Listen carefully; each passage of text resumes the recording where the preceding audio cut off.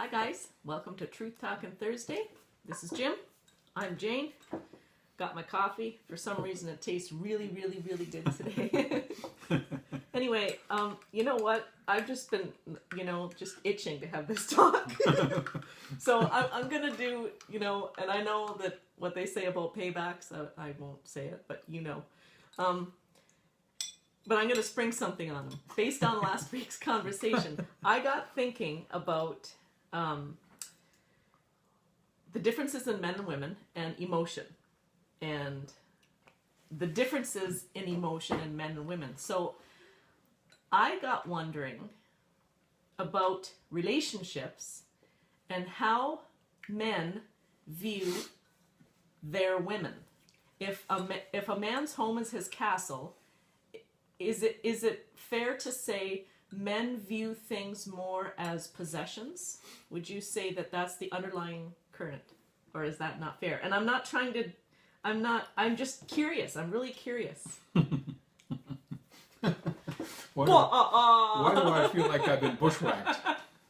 I love it. Do you know how many times he's done this to me? Yeah, right. Take that. So your question is? My question is how men view their women. Okay. Like, is it from more of a primal thought or need, or like, I'm not saying they're cavemen or barbaric or something. I don't mean to be rude. I'm not trying to be rude. I'm genuinely curious. Well, it's interesting that we're sitting at a table that's covered with puzzle and puzzle parts. and I think to answer your question, generally speaking, I see my women as being a part of my life puzzle, and they are. And when I look at my women, I look at my daughter. Mm-hmm. I look at my partner. I look at my next door neighbor. I look at who's 70. I don't know. I want to say 72. I hope she doesn't see this. She'll slap me. So I look at the females in my life as being a part of an intricate part of the puzzle of my life and where they fit in. I don't look at them as possessions. So in a nutshell, it would be safe to say that if you did not want someone in your life, male or female, you would not think about them in terms of how they are part of the puzzle of your life. It probably would be safe to say that, and I would, and it would be only in that I wouldn't. There would be pieces of me or parts of me that I would not share with people who I didn't want to be an integral part of my life's puzzle. This is another loaded question, and I don't mean for it to be a loaded question. Okay. I really don't. You just ask away. I've often heard people talk about. I'm going to say people instead of stick a gender on it. People playing games. Mm-hmm. And I think I understand what that means. Head games, mind games. Mm-hmm. In order to get somebody to do what you want them to do, you act or say certain things. Mm-hmm. In your opinion, and again, this can't be a blanket statement because everyone is different. But would you say women tend to play games more or men tend to play games more? Cool. I'm saying in general. And I'm basing that on, let me see if I can explain it more. I'm basing that on the fact that women are emotional. So when I was thinking about relationships, I was thinking, okay, so how do women want to be viewed? I don't think we want to be possessions, and yet I think there's a part of a woman that kind of gets a satisfaction out of being introduced as, this is my girlfriend, or this is my lady, mm-hmm. or they like to know that their man wants them. Right. Yes? And isn't it? Yeah. Oh, sure. Yeah. It's and women are competitive as men are competitive. For me, it's a difference In a lot of cases, it's a different kind of competition, but nonetheless, I mean, what is it that partners want from each other, generally speaking, or if we're talking in general terms, if it's not safety and security and that you have a place and you belong to somebody. Not belong in a physical sense like I own my 58 Chevy, but more there's a place that I want you to occupy in my life that's very important for me. Yes. And I've chosen you as my partner to share that place. And I would assume that she's done the same. So, okay. So I think that's key. So how do we do that? How do we communicate to one another, male to female? You say so.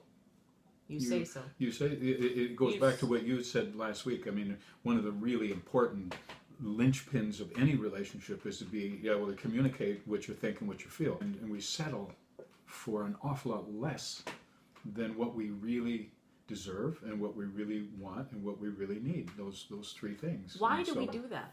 Oh, I think some of the times it's a cultural thing. Some of the times it's lessons that have been beat into us. You'll never amount to much. You'll never do anything. You'll never get anywhere. You'll never have anybody that really cares about you. Mm-hmm. That they'll always want one thing. A guy will always want to get laid, and he'll, you know, and that's all you're good for. And that's all you're good for, and all that sort of stuff. So you might as well get used to that now. And that whole idea. It's a sad, sad thing. Why can't parents or good friends encourage their folks to, you know, don't be silly around your choices, but don't be so defeatist that you overlook certain things. You should never go into a relationship with the intent to try and change the other person. Mm-hmm.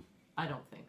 If you do, you're nuts. If you don't ask the right questions, don't have the right conversations, you're never going to see it until it's too late, and then they're going to bite you in the ass, and you're done. So literally, does that sum it up for you? It does. And you know what? I think you just hit the nail on the head again. It all comes down to communication. Always. All of it. Always. It always comes down to communication. And you can't communicate effectively and efficiently by not communicating. In a nutshell. Yes. How much time do we have left, Jane? We're done. We're done? Yeah. What do you got? I got to point this out because we're here. There's communication. I agree 110% with my colleague here, my cohort here. Communication, there is no substitute for it, and it's the thing that most folks don't do, and they need to. Having said that, I'll leave you with this thought. I mean, I put down a little kind of list of things. That's here, awesome. As you can see. I'm a list person too. And these are things that women tend to ask their male counterparts. Okay. And this is often the source of World War III, or can be. Okay. If your partner comes out and says, if my partner comes out and says, "Can we talk?" I know I'm in trouble right away. Can we talk? That's a nice way of, I got something to say to you, and you're bloody well going to listen. Alrighty. So, can we talk? So she's looking for permission for me to sit down there and look like a dummy so that she can give it to me. And 9 times out of 10, it's probably because I think that we've gone as far as we can go in this relationship, and I'm out of here. I'm fine. There's another one. I'm fine. No, you're not fine. Yes, I am fine, and don't tell me I'm not, and the next thing you know, she's throwing something at me. I feel like you are exaggerating. Don't worry about it. Oh, there's another one. That's if there's ever a lightning bolt that just struck you, it's that when you hear your partner, your female partner say, "Don't worry about it." Okay, I know I got to worry about it. That's when you get on the bike and go for a ride. That's when I'm out of there, man. I'm out of there. Yep, I'll see you about supper time maybe, and you know I'll call you just before I come home, just to let you can let me know if it's safe to show up. You know. Here's a question here that's really kind of a loaded question. Does this dress make me look fat? How many times, as a guy out there, has your partner asked you, does this dress make me look too fat? Or does this dress look okay? Or do you really like this dress on me? How many times? Lots of times. Guys get asked this. My response to that is, if you're not prepared to hear the answer, please don't ask the question.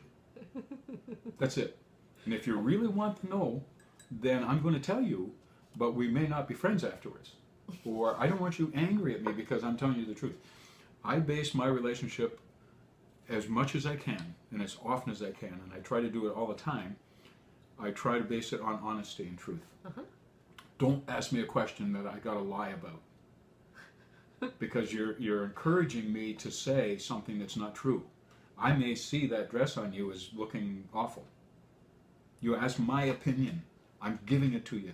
Don't be mad at me for giving you an answer to a question that you would like to have. If you want me to praise, if you want me to say, oh, doesn't that look wonderful? Go get a dummy. Put your hand up its back and make it talk. That's not me, you know? So, you're not a ventriloquist. and if I think that it looks really nice on you, by Lordy, I'm going to tell you. You know? Well, that was my next question. That So, dress makes you look like $1 million bucks. Do you give compliments? Oh, absolutely. Freely? Absolutely. But if she's trying to squeeze into a 16 when she's a 28, you know, that's not nice. That's an issue. That's not that's not what you need to be doing. Slide into something that's a 28 and you probably look dynamite. You know, and I would say that. I would say, you know, I know right now I'm going to have to be careful when I walk in there with you, because everybody's going to be on you like a, you know, I'll pay some kind of a compliment that says I like the way you look. Or I could just simply say, yeah, I think it looks really nice on you.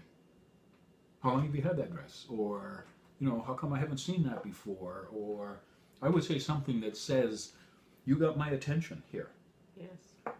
But if I can't say that, and you don't want to hear that, don't ask me the question.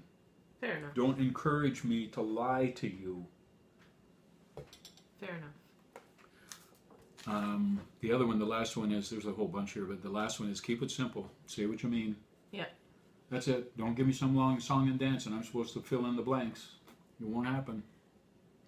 And say what you want to say. You know, say what you want to say. Don't give me some song and dance that you think I want to hear. There you go. Jim's rules for relationship success. I like it. I like it a lot. I think, I know sometimes honesty and the truth are hard to hear. But ultimately, I think that's the best course as well. I think that sometimes as women we do feel insecure, and we need to know that our men find us attractive, and you know that when we walk into that room where there's 50 million people, that our spouse is not looking at 25 other women in the room that look hotter than we do. Yep. And you know, like I remember you saying one time that a man's ego is very fragile. Perfectly. And I feel like that, you know, it's kind of a reciprocal thing, really. Like if you want us to tell you that you're hot, then it should be reciprocated. Yes. Like there should be, and like you said, not dishonestly. Yeah, not dishonestly. Not a lie. No. But like an honest appreciation of who you're with. And as far as I'm concerned, you should have that. So you need to ask us a question that we can honestly answer. Or have the confidence yourself in what you wear. Be confident. That too. But if you're looking for some feedback, if you're looking for, you know, if you're looking for a verbal hug, then ask me something that I don't have to lie about. So what would that look like to a man? Knew you were going to ask me. It's if you prance up to him and say, "So am I going to get some later or what?" You gonna get lucky tonight, are you? And on that note, I think we probably. This is just going to get silly now. Okay, so let's just stop while we're ahead. But we'll think about that for next week, perhaps. Yeah, if you got any input, you know, like by all means, let us know, because this is just fun right now. Yeah. And so have a great week, everybody. Yes. Cheers. And thanks for stopping by.